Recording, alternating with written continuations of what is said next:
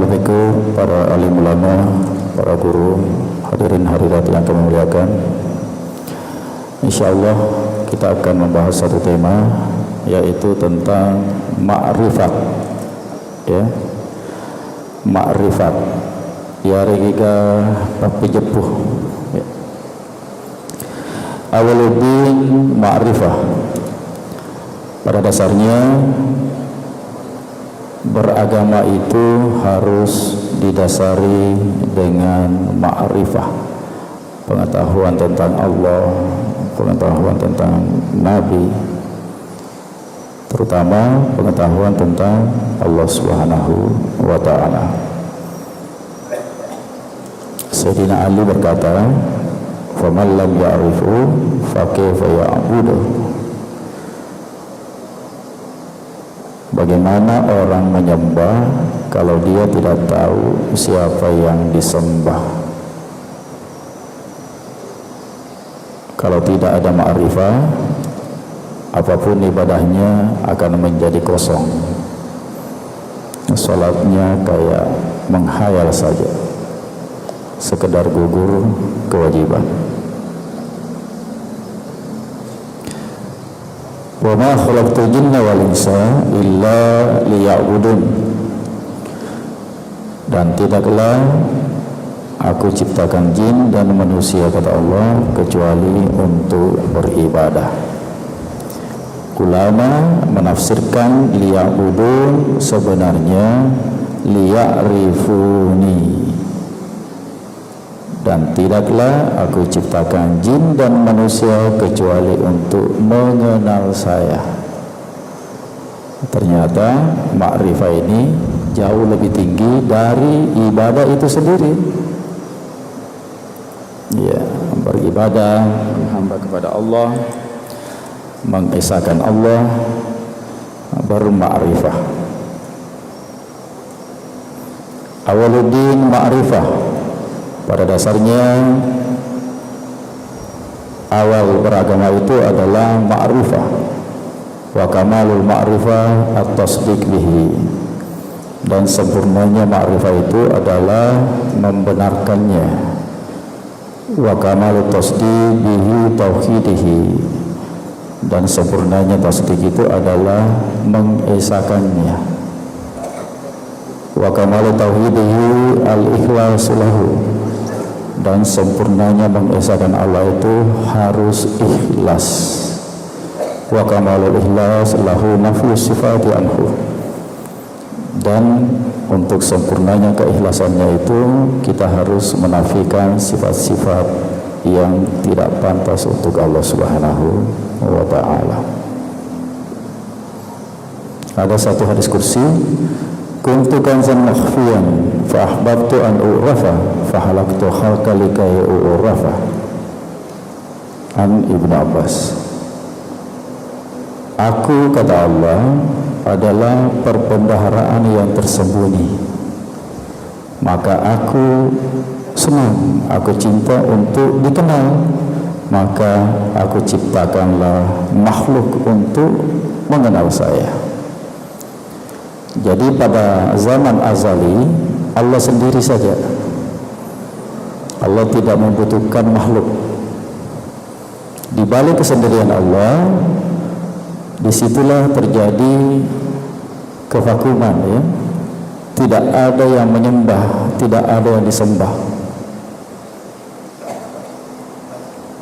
Allah pencipta sendiri, tidak ada yang disembah, tidak ada yang menyembah. Maka Allah ciptakan makhluk pada dasarnya untuk dikenal, untuk ma'rifah. Makhluk pertama yang diciptakan adalah, banyak riwayat, Nur Muhammad. Jadi makhluk pertama yang diciptakan Nur Muhammad. Dari Nur Muhammad inilah diciptakan semua makhluk. Bahkan dari Nur Muhammad ini Allah ciptakan Nabi Adam. Kata Rasulullah, saya Nabi terakhir jasadnya. tapi hakikatnya sayalah Nabi yang pertama. Bukan cuma Nabi, tapi semua makhluk diciptakan dari Nur Muhammad. Itulah sekilas tentang ma'rifah. Pintu untuk masuk bermakrifah, kita harus melewati satu pintu yang wajib untuk diketahui. Apa itu? Mengenal diri. Man arafa nafsahu faqad arafa rabbahu. Hadis kursi. Nigi-nigi majappu alena najaputoni tufonna. Nigi-nigi misang alena disatoni tufonna. Barang siapa yang mengenal dirinya, maka akan mengenal Tuhannya. Itulah pintu pertama yang harus kita lewati bermakrifah kepada Allah. Tidak bisa kita langsung lompat makrifah kepada Allah. Apanya Allah yang kita ketahui? Namanya kah? Sifatnya kah? Zatnya kah? Jangan sampai kita menyembah Allah, menyembah hurufnya. Ya, kita tidak bermakrifah, kita menyembah Allah sampai hari ini. Umur kita 60-70 tahun masih menyembah hurufnya Allah. Apa hurufnya Allah? Alif, lam, lam, ha. Ya, kita salat membayangkan Allah. Ya, teguran keras Allah di dalam Al-Quran. Jangan sampai kalian menyembah Allah, menyembah hurufnya. Yang kita ketahui Allah selama ini adalah alif, lam, lam, ha. Padahal Allah itu semua yang tidak bisa terjangkau, tak terbatas, dialah Allah. Cuma langkah awal untuk mengenal Allah adalah menyebut namanya. Ya, jadi itu beberapa tahap. Ma'rifah itu pintu pertamanya mengenal diri, kemudian menyebut namanya. Itulah zikir. Semoga cukup waktunya kita akan belajar zikir bersanad. Zikir bersanad artinya zikir yang kita terima dari guru dan bersambung kepada Rasulullah. Begitulah sistem belajar bersanad, ya. Tidak ada istilah saya langsung belajar Al-Quran dan hadis, tidak ada itu. Bohong. Karena kenapa? Kita tidak hidup di zaman Rasulullah. Jadi sanad itu adalah sanadnya guru. Tidak mungkin, mustahil kita langsung belajar Al-Quran dan hadis. Bukan bahasa kita, Pak. Ya. Orang Arab saja kadang bingung. Ya, kami di Mesir itu kadang dosennya kayak apa ya, spontan. Wallahi la arif haza. Spontan dia bilang, saya juga nggak paham ini. Karena bahasa Arab itu adalah bahasa kuno, ya, dan mengikuti perkembangan zaman. Ya, satu-satunya bahasa yang terbaik di dunia adalah bahasa Arab. PBB mengakuinya. Ya. Kalau misalnya yang menguasai bahasa Arab itu 10 poinnya, bahasa Inggris 8, Jerman 7, misalnya. Bahasa Arab tetap tertinggi. Ya. Jadi itulah sanad, pentingnya sanad. Artinya kita mengambil ilmu dari guru, bukan dari YouTube, ya, bukan dari Google, Pak, bukan. Apalagi ilmu tasawuf, ilmu zikir itu harus dari guru langsung, bahkan ketemu guru. Apa sih tentu itu sifat terimai, ya.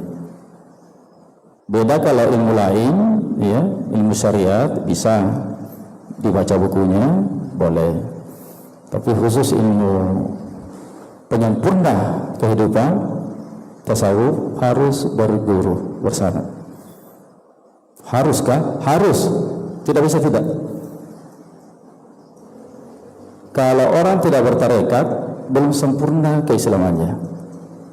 Apa dalilnya? Jelas kok. Anta'budallah ka'annaka tarahu fa illam takun tarahu fa innaka yaraka. Itulah dalilnya.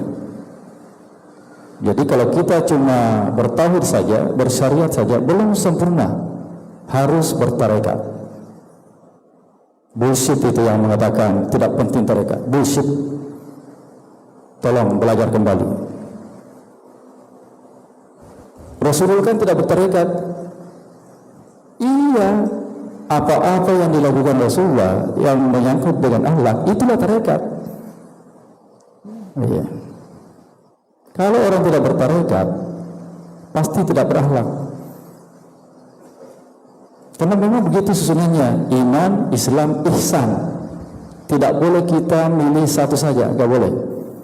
Saya mau milih akidah saja, syariatnya enggak boleh. Atau tarekatnya saja, syariatnya enggak, tidak boleh. Man lam yatafaqaha wa lam yatasawwafa faqad tazandaka. Orang siapa yang bertarekat saja tapi tidak bersyariat, kafirlah dia. Banyak kita temukan orang bertarekat tidak masuk salat, kafirlah dia. Tapi sebaliknya, wa man tawakkala wa lam yatasawwafa faqad tafassaqa. Orang siapa yang bersyariat saja tapi tidak bertarekat, fasiklah dia. Orang siapa yang mengamalkan semuanya, faqad tahaqqaqa. Orang siapa yang bertarekat, bersyariat lagi, itulah yang sebenarnya berhakikat. Jadi kita bisa urut Islam itu dibagi tiga: tauhid, iman, Islam, ihsan. Ya, saya ulang ya, iman, Islam, ihsan. Iman itu tauhid, Islam itu syariat, ya. Nah, syariat ini macam-macam. Ada namanya fikih, ya. Nah, dalam ilmu fikih boleh berbeda pendapat. Yang tidak boleh berbeda pendapat, tauhid. Ya. Kemudian penyempurna dari iman dan Islam ini ihsan, akhlak. Ilmunya tasawuf atau tarekat, tazkiyatun nufus. Sama lagi. Hadis pertama yang kami hafal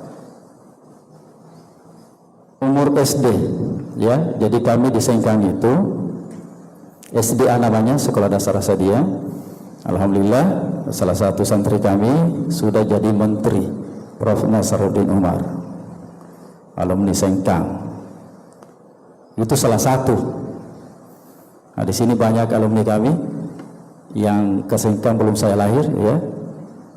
Ada Haji Rudi, Haji, banyak. Orang Grogot paling banyak. Jadi orang Grogot ini terbanyak santrinya di generasi awal, mulai tahun 60-an. Ya, kita bayangkan Pak, tahun 60-an itu jalanan belum aspal, ya, Haji. Orang naik kapal itu 1 bulan katanya itu. Yang top skor itu santri Asadia Grogot tahun 60-an. Dan alhamdulillah rata-rata tinggal di rumahnya kakek Gruta Ki Haji Hamzah. Ya, kita harus berbangga ya sebagai orang Indonesia, orang Bugis. Penerjemah tercepat di dunia adalah Ki Haji Hamzah. Kakek kandung saya, cuma 1 tahun 2 bulan 2 hari Pak. Kami sudah lapor di Madinah tahun 2008 ketika kami tinggal di Mekah. Kita bangga sebagai orang Indonesia, penerjemah tercepat di dunia. Dan Guru Tasada, pendiri Asadia, imam besar Masjidil Haram tahun-tahun 20-an. umur 16 tahun, lahir di Mekah. Itulah yang dirikan Pondok Pesantren Asadiyah. Jadi bikin sejarah Pak ya, orang kita. Karya puisi prosa terbesar di dunia, terpanjang di dunia, Ila Galigo. Bugis lagi. Lebih 30 jilid, lebih besar daripada Mahabharata. Diakui dunia, Pak. Manuskripnya ada di Belanda. Iya. Jadi bahasa Bugis ini masuk bahasa Latin 5 besar dunia. Bugis punya lontara, punya huruf, dan masih dipakai sampai sekarang. Jadi ada teman saya sekarang Sekjen Kementerian Agama, Prof. Kamarudin. Ya. Beliau ketika ikut tes untuk beasiswa program S3, syaratnya 5 bahasa. Sementara dia menguasai 4 bahasa saja. Anggaplah Arab, Inggris, Jerman, Belanda ya. Satu lagi. Kata beliau, kakak kelas saya, sekarang Sekjen Kementerian Agama, Profesor Kamarudin. Banyak jabatan Pak, Bimas Islam dia, Badan Wakaf Islam dia, banyak jabatannya. Dia bilang, mati mah ini, nggak lulus mah ini. Di balik dia putus asanya itu, kata yang uji orang Belanda, kamu dari mana kamu? Dari Indonesia. Indonesia mana? Ya, Sulawesi. Sulawesi mana? Selatan. Padahal dosennya ini, yang uji ini mahir bahasa Bugis. Ya. Oh, dikerjailah dia. Kamu ke sana, ada di situ papan tulis, ada di situ daftar bahasa asing atau Latin. Kamu lihat di sana. Semoga bahasamu ada di sana. Ya, semangat lagi kan? Dia cek bahasa-bahasa Latin. Selain 4 ini, Korea, Cina, Jepang, Italia, Bugis. Langsung dia bilang, lulus ke ini. Wah, menghadap ke yang menguji, saya siap diuji bahasa Bugis. Apa kata pengujinya? Belum tentu nasa, belum tentu baca bahasa Bugis. Tasnya dia, kasih dia. Ternyata yang menguji ini mahir bahasa Bugis. Dites dia, dikasih bahasa Inggris, tulis bahasa Bugisnya, lulus dia. Sekarang jadi Sekjen Menteri Agama. Ya, silakan cek Prof. Kamarudin.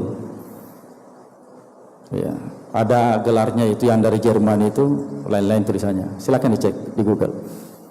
Baru 2 minggu diangkat jadi Sekjen Menteri Agama. Sebelumnya Bimas Islam, Kepala Badan Wakaf Indonesia, ya, banyak jabatannya. Luar biasa ya. Ya, kita kembali. Jadi ma'rifah ini pintu dasarnya adalah mengenal diri. Man arafa nafsahu faqad arafa rabbahu. Barang siapa yang mengenal dirinya maka akan mengenal Tuhannya. Karena manusia ini adalah ciptaan Allah yang paling sempurna. Laqad khalaqnal insana fi ahsani taqwim. Apanya yang sempurna? Rohnya yang sempurna. Wa nafakha fihi min ruhi. Tolong kita fokus Pak. Apanya yang ajaib manusia? Rohnya yang paling ajaib. Kenapa? Roh manusia tidak diciptakan tapi ditiupkan. Itulah yang membuat manusia kekal Pak sebenarnya. Matahari ini berjuta-juta saja umurnya. Ketika kiamat hancurlah dia dan diganti dengan matahari yang baru di padang mahsyar. Tapi manusia perjalanannya sangat-sangat panjang. Itulah yang kekal. Kenapa? Karena roh manusia tidak diciptakan, ditiupkan. Jadi begini ya, anggaplah manusia. Kalau yang lain diciptakan, kun fayakun. bahkan makhluk yang paling besar matahari, kun fayakun. Tapi roh manusia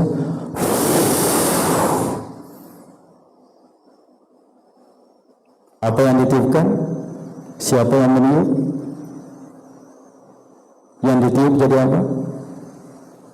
Makanya kalau manusia itu sampai jadi insan kamil, luar biasa. Pembahasan kita ini bertahun-tahun sebenarnya. Insan kamil itu Ibrahim Al-Jili ya, kitabnya 1 jilid. Sekarang Habib Ali Al-Haddad ya, mengarang juga Insan Kamil ya. Tapi paling menarik itu Insan Kamil Al-Jili ya, bahasanya sangat tinggi Pak. Tapi sudah diterjemah ya, sangat tinggi bahasanya. Kemarin Guruta Muin di Balikpapan, salah satu muridnya Guruta Sade, satu letin dengan kakek ya, Guruta Samulua, tapi diajar juga sama kakek. Itu sempat membahas di Balikpapan, tapi tidak sempurna, tidak selesai pembahasannya, meninggal dunia. Sempat mengaji sakur, berguru langsung ke beliau ya. Tidak sempat selesai pembahasannya, meninggal dunia. Bolehlah nanti kita coba bahas kitab itu ya, boleh. Sampai selesai ya. Karena orang bermakrifat itu Pak ya, ada satu hadis ya, kita langsung ke intinya. Jazbatun min jazabatil haq khairun min amalis sakalain. Ayatu wazan min amalis sakalain. Orang yang sudah bermakrifat, satu tarikan nafasnya saja sama pahalanya dengan amalan jin dan manusia. Satu hembusan nafasnya, Allah, luar biasa Pak. Makanya orang yang bermakrifat itu kadang seakan-akan ya tidak terlalu ini syariatnya, padahal itulah orang yang paling bersyariat sebenarnya.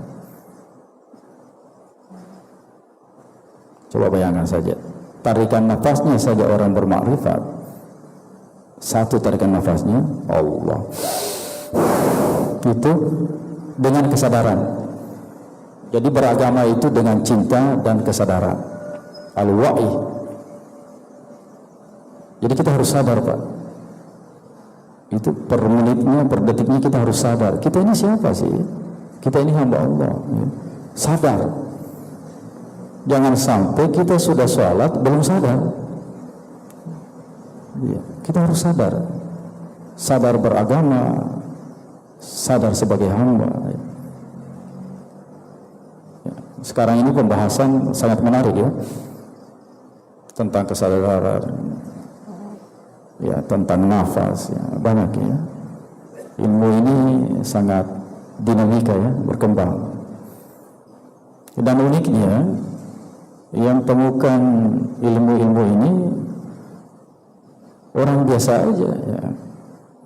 Bahkan ada satu guru ya, orang Hindu, itu makrifatnya sangat luar biasa ya, tentang roh ya. Bahkan dibahas tentang reinkarnasi misalnya. Orang Hindu Pak. Sebenarnya ya gini, kan kemarin sempat viral ya, ketika Prof. Nasaruddin Umar mencium jidatnya pendeta kan ya, sempat viral itu Pak. Banyak orang bertanya kepada saya, bagaimana ini Ustaz?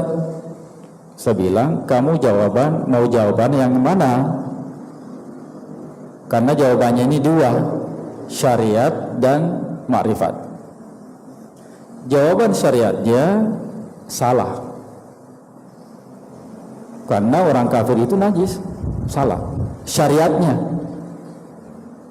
jadi nggak boleh kita mencium jidat non muslim. Syariatnya nggak boleh, salah. Tapi hakikatnya nggak apa-apa. Kenapa? Ya dia saya sama aja hamba Allah, itu juga sebenarnya. Betul? Itu juga yang sama orang Buddha, sama orang Hindu, sama orang Nasrani, sama orang Islam, itu juga hamba Allah, ciptaan Allah.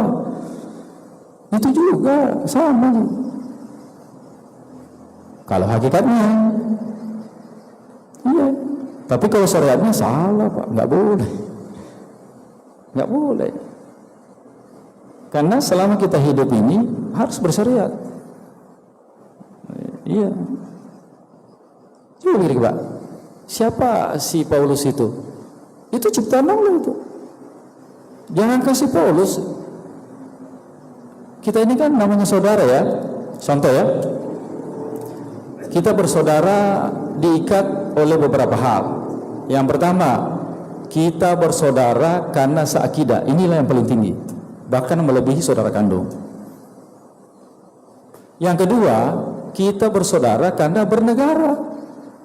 Yang ketiga, kita bersaudara karena suku. Oke.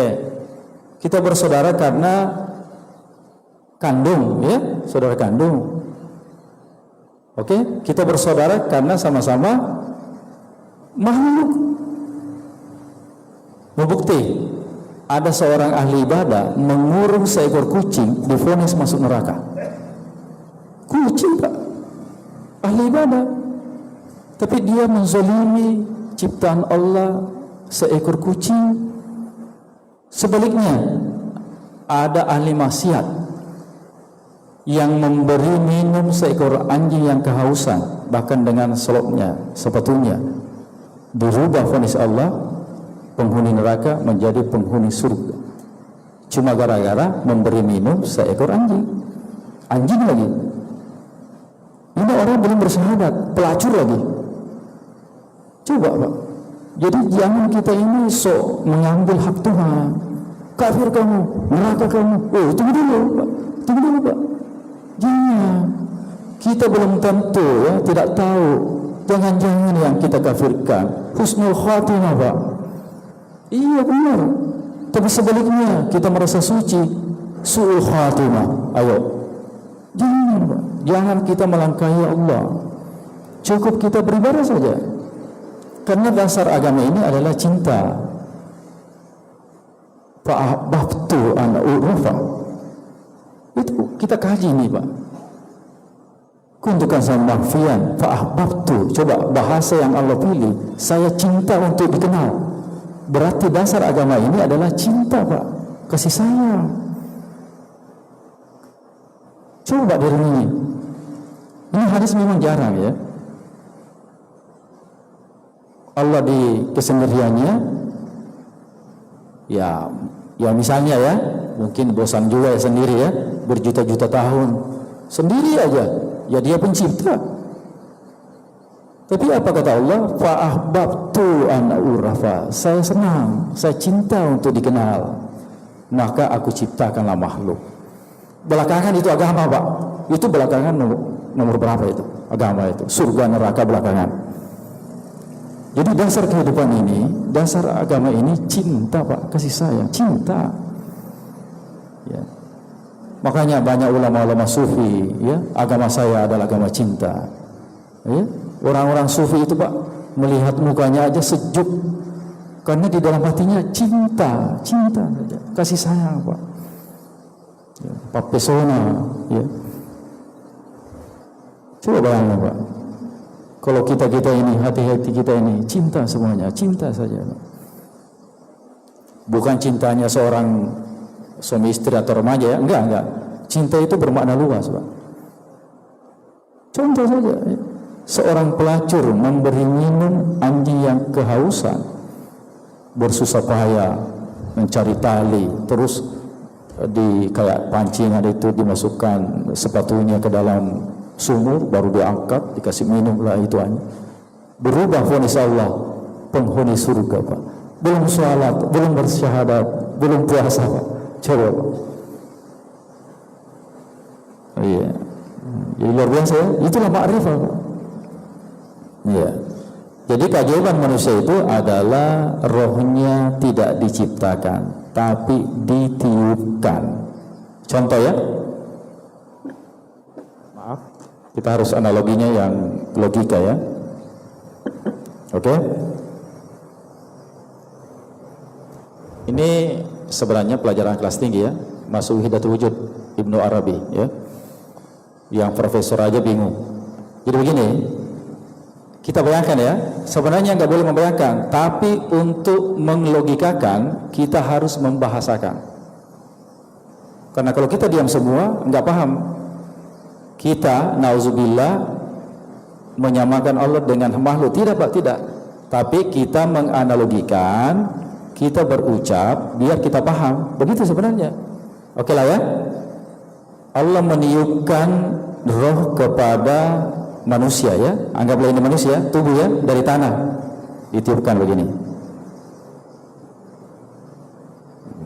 Oke. Sekarang apakah kita bisa bedakan mana yang tiupan, mana yang meniup Pak? Bukan ininya, isinya sama. Satu yang lagi sama. Dituang begini namanya hulul. Ya, dari atas ke bawah. Dari yang maha ke makhluk. Dituang kembali begini, kita sudah inna lillahi wa inna ilaihi rajiun. Sempurna manusia itu. Makanya orang meninggal itu bukan mati, wafat, sempurna. Masih bisa dibedakan Pak? Mana tadi yang dituang Pak? Nggak bisa kan? Itulah ma'rifah, papi jepuh. Tidak bisa diungkapkan dengan kata-kata. Kalau papi jepuhnya orang cukup begini, selesai. Dari bawah ke sini namanya ittihad. Ya. Bersatunya antara yang ditiup dengan meniup namanya wahdatul wujud. Yang pembahasannya sampai sekarang belum selesai. Ada yang korban Khalad, Siti Jenar dipenggal gara-gara yang melihatnya tidak paham. Diulang lagi Pak? Sekali lagi? Ya. Ini yang meniup ya. Ini yang ditiup. Sama juga, itu juga, air juga. Namanya hulul. Ya. Kalau yang ditiup ini, hamba ini yang kalau sudah kembali, innalillahi wa inna ilaihi rajiun. Namanya ittihad. Ya. Kejiwaan ini namanya wahdatul wujud. Ibnu Arabi menulisnya di dalam 9 kitab. Pernah disinggung oleh Prof. Nasruddin Umar. Kalau sudah wahdatul wujud, selesai. Prosesnya surga dan neraka dilampaui. Selesai. Kembalilah Allah seperti yang pertama, menyendiri lagi. Allahu muhit artinya Allah meliputi semuanya. Jadi makhluk itu ibaratnya ini Allah meliputinya. Makanya Allah lebih dekat dari urat lehermu. Ya kamu dalam liputan Allah kok. Gitu ya. Kalau orang sudah begini, syariat sudah ditanggalkan. Tapi selama rohmu masih di jasadmu, kamu harus sholat. Gak boleh tidak. Kamu harus bersyariat, kamu harus haji, zakat, puasa. Karena rohmu yang abadi itu masih dikurung di dalam jasad. Gak boleh orang gak mau sholat, gak boleh. Kamu belum mati. Iya, kalau sudah mati, sempurnalah roh itu melalang buana menuju Tuhannya ke alam malakut, ya, lahu. Ya, sempurnalah dia, makanya dinamakan wafat. Kalau binatang meninggal dunia namanya mati. Kalau manusia meninggal dunia namanya wafat. Bahasa Buginya, bahasa Bugisnya, lele ritan nasina fangallahu ta'ala. Luar biasa itu bahasa Pak. Coba berani nggak Anda mengatakan orang manusia itu mati? Tidak. tapi bahasa Bugisnya sempurna sekali. Kenapa itu? Magiro lele kasih irfan masini Allah Ta'ala. Subhanallah, orang ini kembali di pangkuan Allah, sempurnalah dia. Gitu kan? Iya. Luar biasa ya? Caput tuh. Habis waktu Pak. Tambah sedikit. Tinggal 10 menit. Wah, masih banyak ya. Nah, itu yang pertama. Manusia yang paling sempurna itu adalah rohnya ditiupkan. Ya, dalilnya itu semua tadi. Wa nafaha fihi min ruhi, banyak sekali. Ya. Yang kedua, ada satu ciptaan Allah di dalam tubuh manusia yang satu-satunya makhluk bisa menampung lafaz Allah. Cuma itu saja. Alam ini akan hancur, tidak kuat menampung lafaz itu. Alam ya, seluruh angkasa raya semua, langit 7 enggak sanggup untuk menampung lafaz ini, la ilaha illallah atau Allah. Alam ini tidak sanggup, bumi tidak sanggup. Makanya sabda Rasulullah, orang yang bertasbih sekali dia mengucapkan la ilaha illallah, maka pahalanya lebih besar daripada langit dan bumi. Sekali saja. Tidak kuat, lebih besar, artinya tidak bisa menampung. Tapi Allah ciptakan satu benda di dalam tubuh manusia itu yang bisa menampung lafaz Allah ini. Apa itu? Qalbu. Ya. Qalbu bahasa Indonesianya hati, salah. Qalbu bendanya adalah jantung yang memompa darah. Itulah qalbu, bukan hati.